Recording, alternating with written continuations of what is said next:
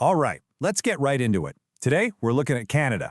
Now, on the surface, it's still a high-income, advanced economy, right? But it's also facing this whole tangle of problems that are all feeding off each other. In this explainer, we're going to unpack how Canada got itself stuck in a pretty vicious economic cycle, and what its struggles might be telling the rest of us about our own futures. I mean, when you think of Canada, these are probably the words that pop into your head.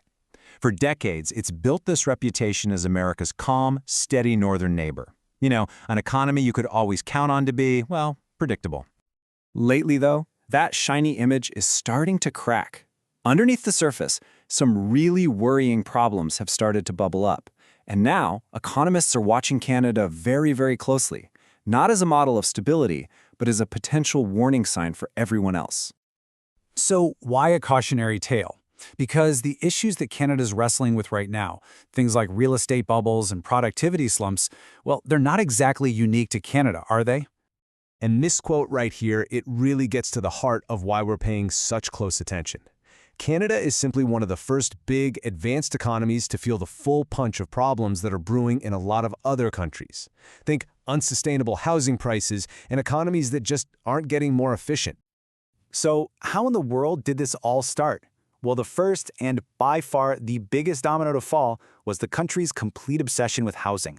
It stopped being just about having a place to live and somehow became the main event, the central pillar of the entire economy. The story really gets going back in 2008. The U.S. housing market was melting down, but Canada's wasn't nearly as overheated, so it dodged the worst of the financial crisis. But then, just like everyone else, they slashed interest rates to keep the economy going. The crucial difference?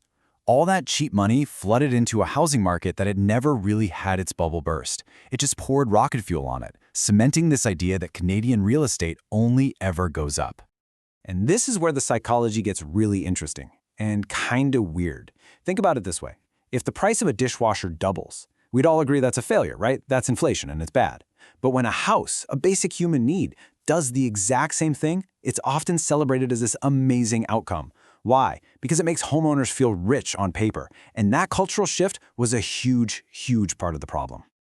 And the math behind this disconnect is just wild. Over the last couple of decades, home prices in Canada have exploded by more than 300%. Meanwhile, the median income? That's only gone up by about 100%. You absolutely do not need an economics degree to see that those two lines just can't keep diverging like that forever. It's totally unsustainable. And the result of all this? A mountain of debt. An incredible amount. We're at a point now where Canada's total housing debt is actually bigger than its entire gross domestic product. Just let that sink in for a second. Everything the country makes and does in a year is worth less than what's owed on real estate. You just know a party like that can't last forever. But here's the thing. The housing crisis is really just the most obvious symptom of a much deeper issue. All of that money, all of that focus, all of that talent pouring into real estate, well, it had to come from somewhere. And it was basically starving the rest of the economy, creating this massive productivity puzzle. When you put Canada side by side with the US, the productivity gap is just glaring. Even when you adjust for hours worked, the average American worker produces about 30% more than their Canadian counterpart. Now, the reason for this isn't that Canadians work less hard. It all comes down to investment. The US just puts a lot more money into business, innovation, and tools that make workers more efficient. So what exactly is this investment? Well, economists call it capital investment, but a better way to think about it is just the stuff that makes more stuff. It's the machinery, the software, the new technology, the better infrastructure. It's all the tools that let people work smarter, not just harder. And Canada has really been falling behind on this front. And this chart tells the whole story, doesn't it? You can literally see where the money's been going. A massive and growing slice of the pie is flowing into real estate and finance. Meanwhile, the slices for the really productive parts of the economy, the things that create lasting value, like manufacturing and developing natural resources, they've been getting smaller and smaller for decades. So, okay, you've got a housing crisis on one hand and a productivity crisis on the other. But what does that actually feel like for the people living there? Because these huge, abstract economic problems have very real, very human consequences. It creates this incredibly painful squeeze. It's like you're being crushed from both sides. Because productivity is flat, companies can't really afford to give big raises, so your wages just kind of stagnate. But at the exact same time, your cost of living, driven by that insane housing market, is shooting through the roof. And the result? a classic brain drain, where your most talented people start looking for the exit. And this isn't just a theory. The numbers are pretty shocking. The latest data shows a 70% increase in people leaving Canada over just the past 10 years. Skilled, talented people are voting with their feet and heading to places like the US, where the pay is better and you might actually have a shot at buying a house one day. So, what was the Canadian government's response to this brain drain and to an aging population in general? Well, the main strategy has been to dramatically open the doors to immigration, hoping to fill the gaps left by those who are leaving and to keep the economy growing.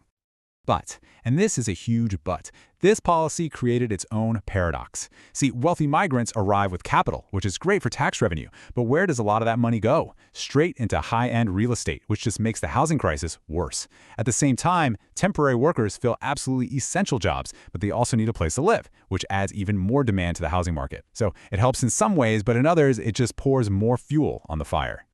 And this is where all those different threads, housing, productivity, immigration, all get tangled together into a trap, a vicious cycle that becomes incredibly hard to break out of. Let's just walk through the whole domino effect one last time. Okay, step 1, investment money chases quick profits in housing instead of long-term growth in business. Step 2, that starves businesses, so innovation and productivity flatline. Step 3, wages can't possibly keep up with the soaring cost of housing. Step 4, talented workers get fed up and leave the country.